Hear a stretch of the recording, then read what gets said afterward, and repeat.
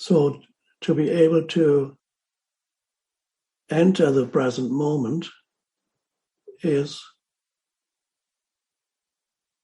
something that a skill, one could almost say, that grows in you, and it becomes easier and easier to step out of the conditioned entity. It doesn't matter for how long in everyday life, and sense the underlying presence, awareness, whatever you want to call it.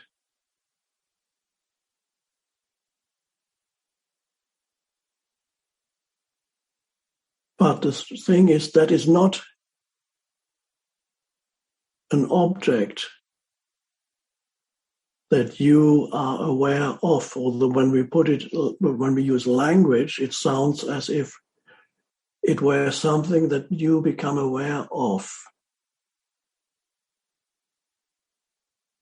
But the real you becoming aware of applies to everything else, because everything else is an object that arises in your field or space of consciousness.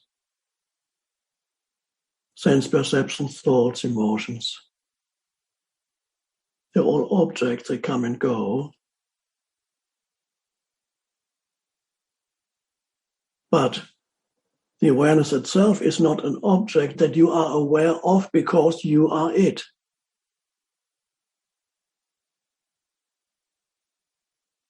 It becomes aware of itself. You become aware of yourself. And it's only an object-subject relationship when you speak about it. But when you actually realize it, it's not a subject-object because it's the arising of self-awareness.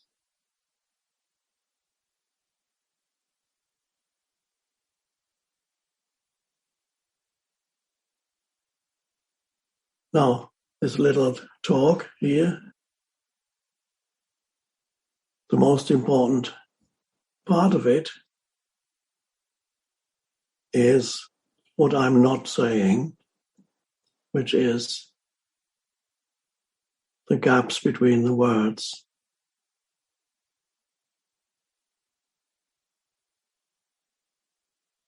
If you pay attention to the gaps between the words, you have to become aware and still.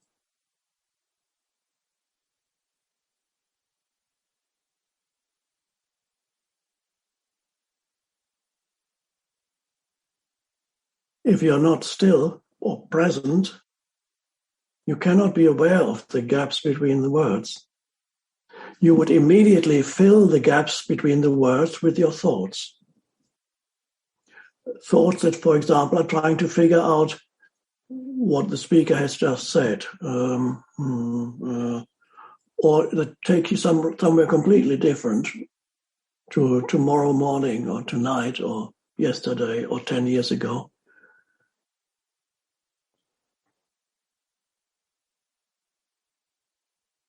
Or the gaps between words become an uncomfortable place, and there's a feeling of frustration and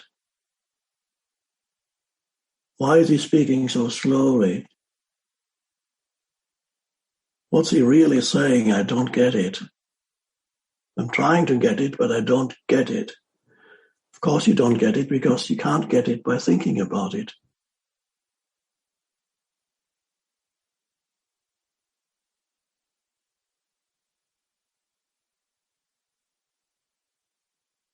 Now, this is helpful.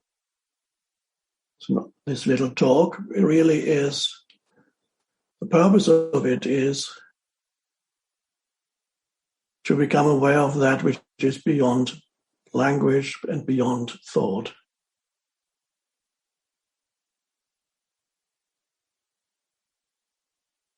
And again, the moment you talk about it, becomes falsified to some extent, because I already just said you become aware of it. Not really. It's the arising of awareness as yourself.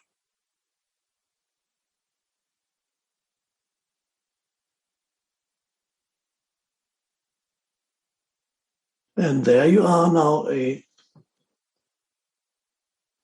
complete human being.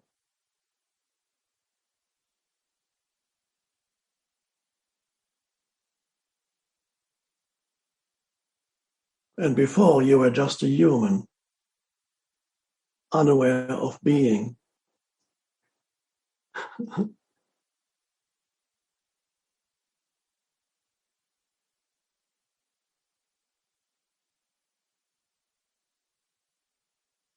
I believe this Chinese sage Confucius, who is not easy to read because you have to look through a lot of cultural stuff. But he said somewhere that that humans are not fully human yet. We are on the way towards becoming fully human. And so one could say, yes, this is what it is, because you're not fully human until you are aware that you're a human being, not just human. Not enough to be human. It's horrible to be just a human. It's suffering, frustration, fear, regret, continuously stuff happening that make your life difficult as a human. There's no end to it.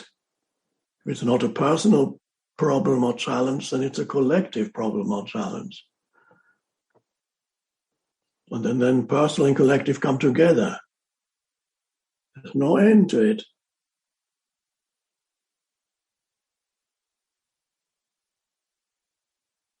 Until you become aware of the transcendent dimension.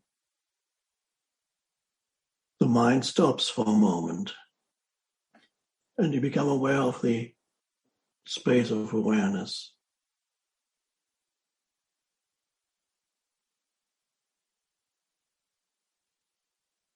And the tendency is for this to very easily become obscured again when you are engaged in everyday life. So your mission here is to integrate the dimension of being with your everyday life as a person, a human.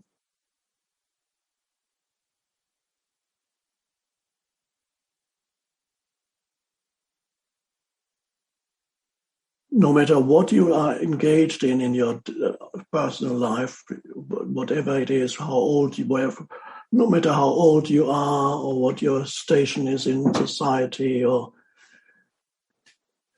that is your task, is this integration of the transcendent dimension and the conditioned dimension here. There are other words you could use. You could say integrate doing and being. The person is the doer. And even if you sit still and are not active outwardly, you're still continuously thinking as a person, so you're still doing the thinking. Well, you're not really doing the thinking happens to you, but it's a kind of... Most people don't think, they are the victim of their thoughts. But don't even know it. When that level is completely missing the transcendent dimension, you are at the mercy of whatever thoughts arise in your mind. And you confuse those thoughts with who you are.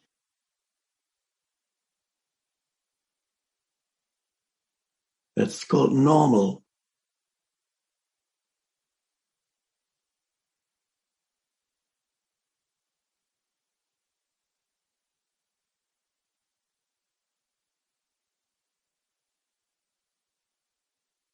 And you absorb thoughts from the collective mind,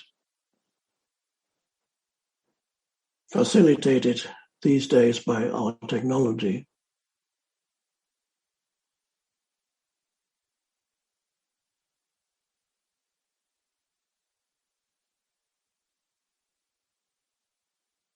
And then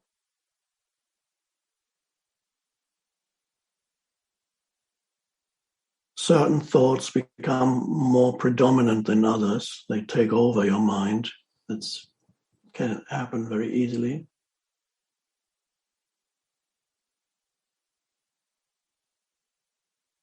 And then you derive your sense of identity from a bundle of conditioned thoughts that drown out all other thoughts, or most other thoughts.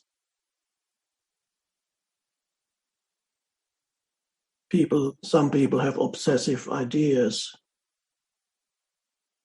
about the world or about themselves or about other people. They're totally in the grip. These are more extreme manifestations of the same dysfunction that is in everybody who has not begun to awaken. So in the more extreme manifestations, which are not all that rare either, you are in the grip of very dysfunctional thoughts that act like a virus in your mind, a mental virus, affects all other thinking, all other thoughts. And then you look at reality through the veil of that, and you can't even see what's there anymore, because you could look at something it's white, but your thoughts say it's black, and you can't even see that it's white, or the other way around. This can also happen collectively, collective mind viruses.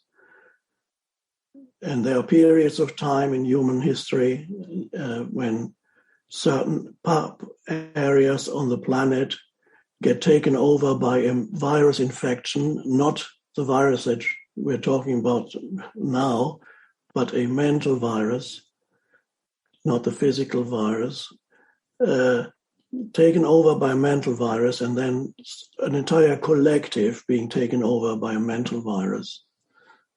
Sometimes in small areas on the planet for a certain period of time. It's like a disease, and then it subsides, and then you just have the normal identification with thought again, which is dysfunctional enough, but not quite as extreme as those periods when there is a viral infection of sometimes millions of people. I mean, everybody's familiar with witch burnings in the Middle Ages. Those when totally unbelievably insane. So how is it possible that almost everybody got infected by this?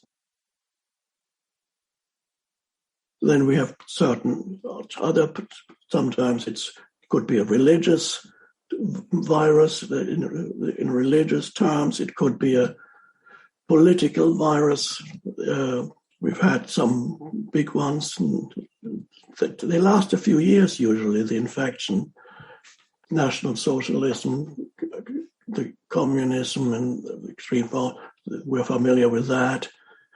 Smaller areas of the planet, Cambodia, for example, under the regime of the Khmer Rouge, Pol Pot. Not that many people perhaps are aware of that anymore. Not that long ago, the country killed 1/3 of its own population. Totally insane, taken over by a political virus, so-called political, that said that we need to kill all those who are the oppressors, which means everybody who can read and write, for example. They are obviously the oppressors of the peasants. And let's kill them and their children, of course. So you get very extreme forms periodically, but they all go back to the normal dysfunction. So sometimes the normal dysfunction, which is identification with thought, can become extreme. The only immunity you have against this virus, there is no vaccine, by the way, for the mental virus. You can't inject yourself with something that doesn't work. The only immunity is awareness. The only immunity is presence, so that when thoughts happen to you, there's the ability to be aware of the thoughts that happen to you, instead of being totally in the grip of the thoughts that happen to you. That's immunity from mental viruses.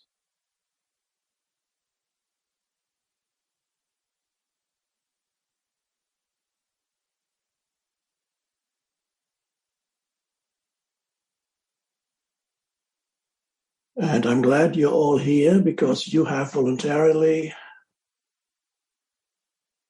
come here for the spiritual vaccine against the mental virus. No anti-vaxxers here.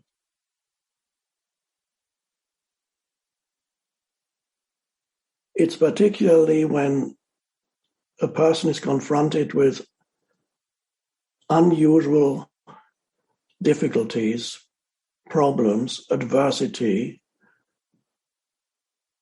challenges, then it can happen more easily that this person's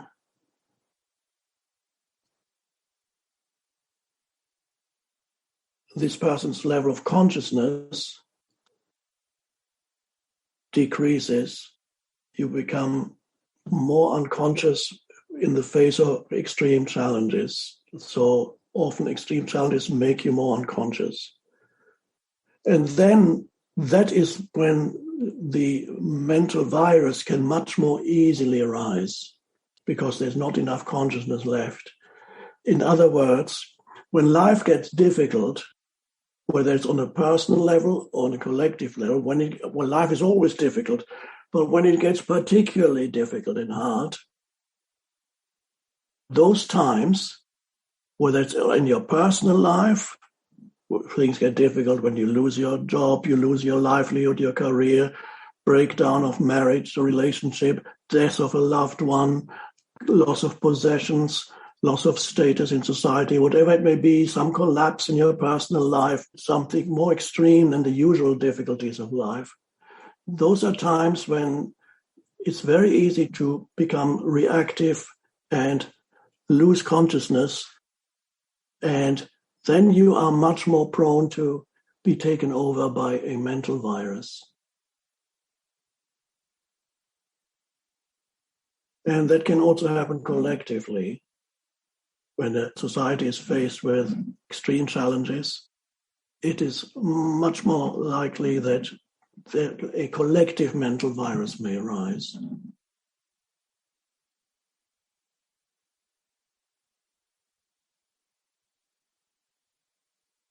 One example from politics in Germany in the 30s, there was a breakdown, a total economic breakdown. Everybody lost all their money. Inflation was rampant. To buy a loaf of bread, you needed a pile of money just to get 1 million marks to buy a loaf of bread. Everybody lost all their savings, everything, unemployment, everything, complete collapse on many levels. And fear arose, enormous fear in people. The moment the fear gets intensified, then you're really susceptible to that virus. And then very quickly, a collective viral infection, mental viral infection happened.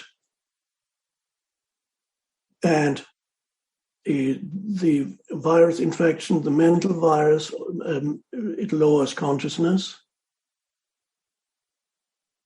it makes you, to put it bluntly and in very simple terms, obviously it makes you more stupid. So your level of intelligence goes down too, because you really have to be stupid to do those things that you do when you're infected. Your ability to think rationally diminishes. So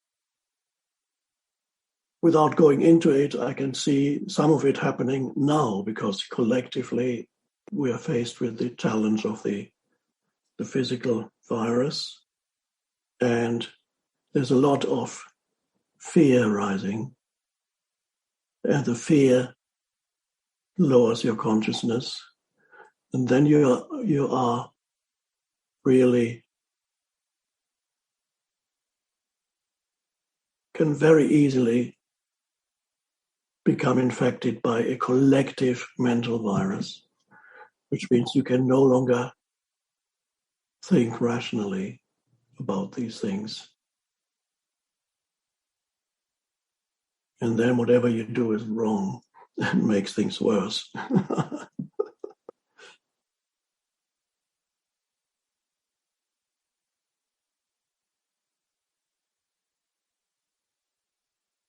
So it's terribly important. What we've been talking about is the becoming aware of the transcendent dimension within yourself and become liberated from the person. The person continues to operate in this world until the person dies, but the person that continues to operate in this world is no longer as dysfunctional as a normal person. It still has its quirks and it has its idiosyncrasies. It still has perhaps certain likes and dislikes, and maybe a few weird things are still around, but it's no longer, the person is no longer really an agent of suffering, does not cause suffering to others, and does not make itself suffer anymore.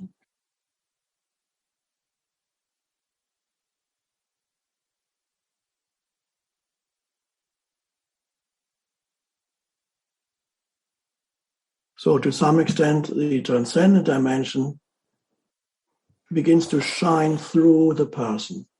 And that's wonderful. It's like the lamp and the lampshade.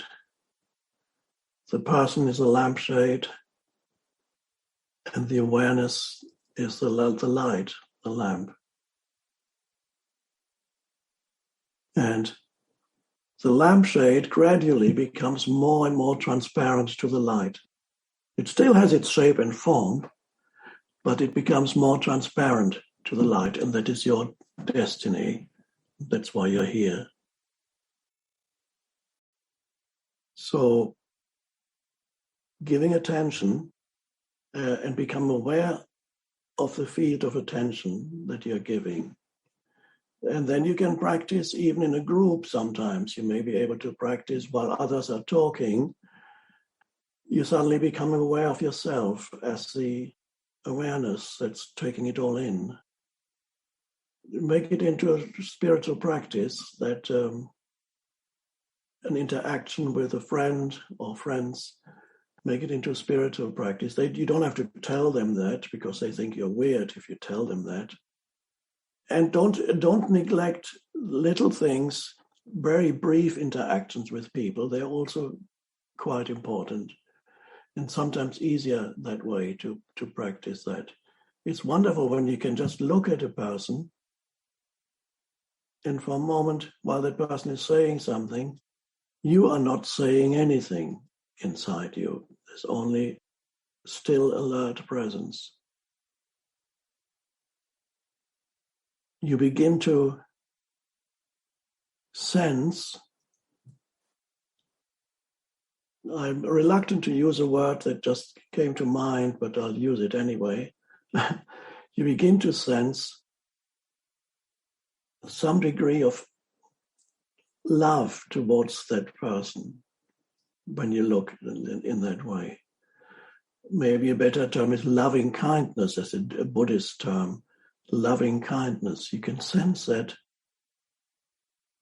And so people become much more pleasant to interact with and to meet, because when you are present,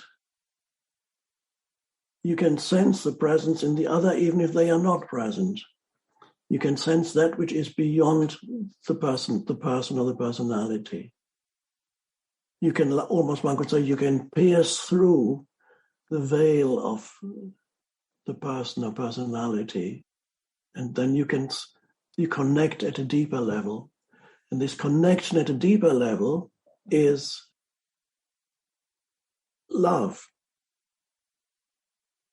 which as I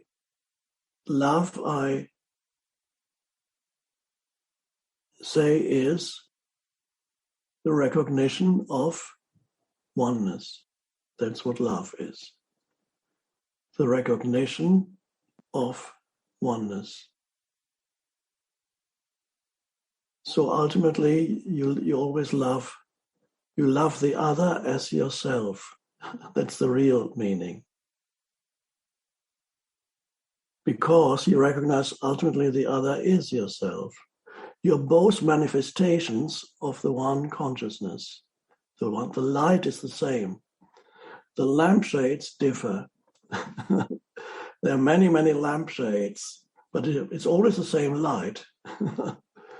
Instead of reacting to the lampshade, you kind of look beyond the lampshade. You're aware of the lampshade, yes, but you look beyond it, and you're actually more aware of the light that's shining through than the lampshade. You're aware of both, but you're more aware of the light. And that's a wonderful thing that changes your interactions with humans. Because until that happens, really, humans are so difficult. They're just so troublemakers, and they always, sometimes you think they're great, and then the next day they disappoint you and they let you down, and then they make your life difficult. So it's very important that is human interactions as spiritual practice. That is really extremely important. Human interaction as spiritual practice. Yeah, I wish you well in your spiritual practice with humans. So you bring the being into the human level. It would not be advisable to have a certain expectation that you need to arrive at a place where you are always at peace and whatever word you want to use it, always totally harmonious, always the same peaceful state. I can only talk from my own experience or realization and what I have observed in others who have gone through the awakening process or are going through the awakening process. It's inevitable that there will be certain fluctuations in your life. There may be fluctuations on the physical level. There may be times when you have less physical energy than at other times when you have more physical energy. Then there may be certain events in your life that happen that you could be on a beautiful vacation somewhere or in a beautiful natural setting and feeling very peaceful, or you could just have achieved something that is you had desired, you achieved professional success or whatever, and then you feel very happy, and And there may be other times when you lose something big, something is taken away, somebody dies close to you. These are external things. These fluctuations will affect you to some extent, but never at the core of who you are. So what remains in the background is that field of peace. So if somebody dies close to you, a parent or even a child dies, of course you feel sad. You weep, you cry. And the sadness will linger for some time and come in waves, come and go. And yet, what does not happen, despite the sadness, you do not become devastated. It does not devastate you to the core of your being. There remains in the background, a substratum, to use a term from geology, there remains a substratum of peace. Even there may be some turmoil on the surface, but you're never totally caught up in that. There's always that you can step back and you're aware of that background of peace. That's there. On the surface, you may weep and cry if you're standing at the grave of a loved one, and yet you are not devastated, as to use that term. There is still a peace in the background.